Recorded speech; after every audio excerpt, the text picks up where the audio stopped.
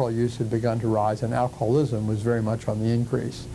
And then we got repeal. The newsreel clippings of repeal in New York Times Square and so on, there have been few more joyous events in the history of the country. People all over the country went wild. It's my contention that we're only now beginning to recover from the effects of Prohibition.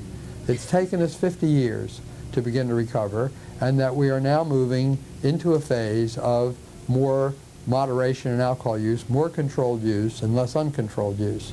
For the last 3 years in a row, the amount of hard liquor sold in this country has been less than the amount of light wines and beers. That's the first time in the history of the United States that that's been true. Those curves have overlapped. The proof of hard liquor has dropped from 86 proof to 80 proof on average. It used to often be 90, 100 proof. That's very rare now. 80 proof is very much the average. That's a 15% drop.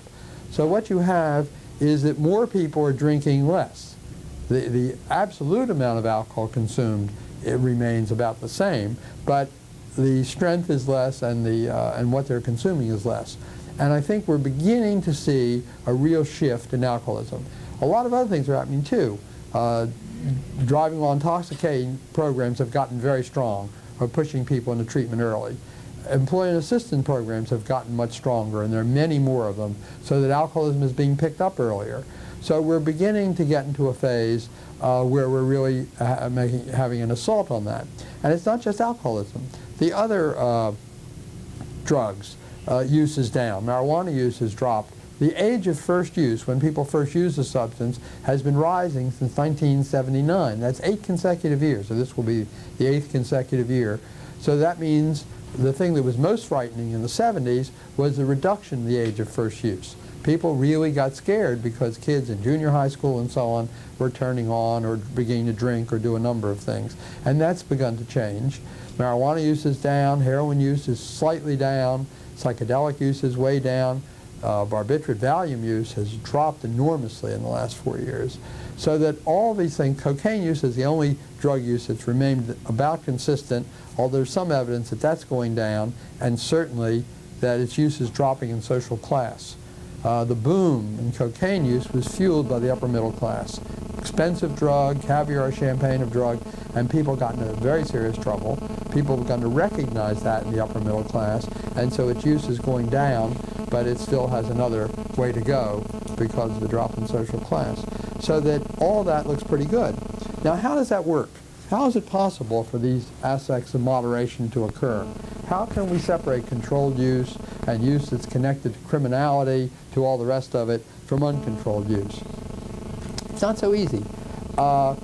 It's been my contention, and a number of other people's too, that really the way in which we attain some kind of controlled use is not exclusively through laws, through scare tactics, through any of those things. That what we develop are informal social controls. We develop notions of what's right and wrong, and that these are very powerful. That is, we have a sense that with alcohol use it's unseemly to be drunk. It's okay to have a few beers on the way home from work or in front of the telly, but you don't drink on the job. That's an informal social control. Cocktail parties are from 6 to 8.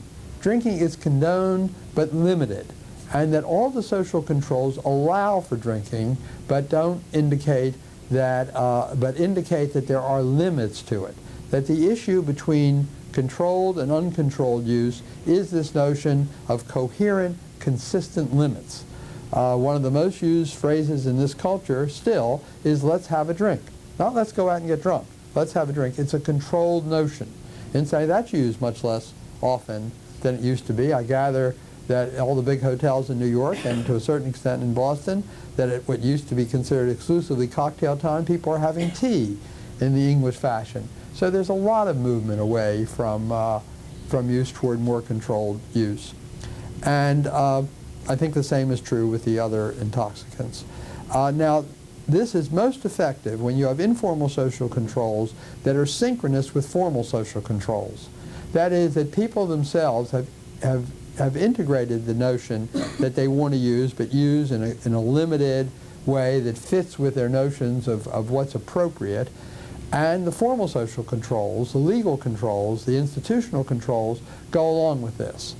It's my contention that a good law is a law that deters as many as possible and punishes as few as possible.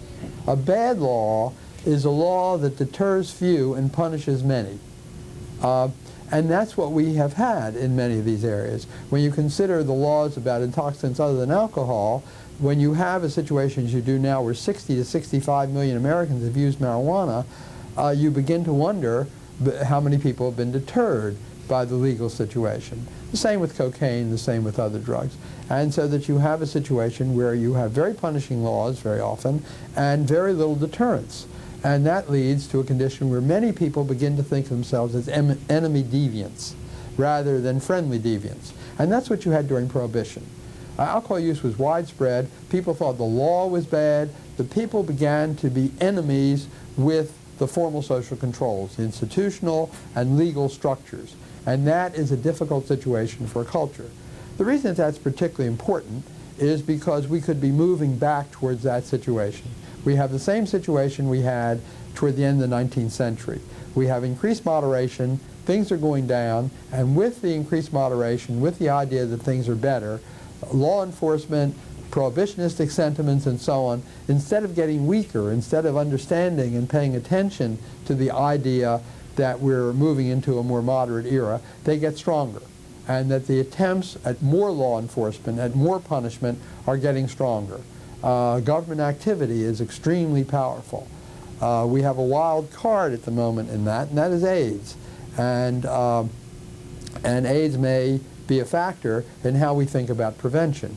But right now the government is trying above anything to prevent by saying don't use at all. That they've lost the distinction between use and misuse and are trying very hard to say that the secret of success is going to be to stamp everything out. And that's going to be tricky, and you can imagine that the social policy, instead of really helping to reduce the bad effects, the compulsive effects of use, the criminal effects of use, may well increase it because more people become criminals. Now that's a very tricky area, the area of criminality, because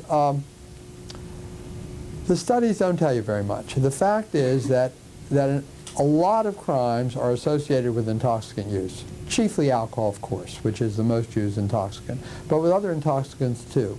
And there's always been the fear that these intoxicant uses, that the use of intoxicant will cause criminality, that it's junkies who are out to get their heroin who are responsible for a great deal of urban crime.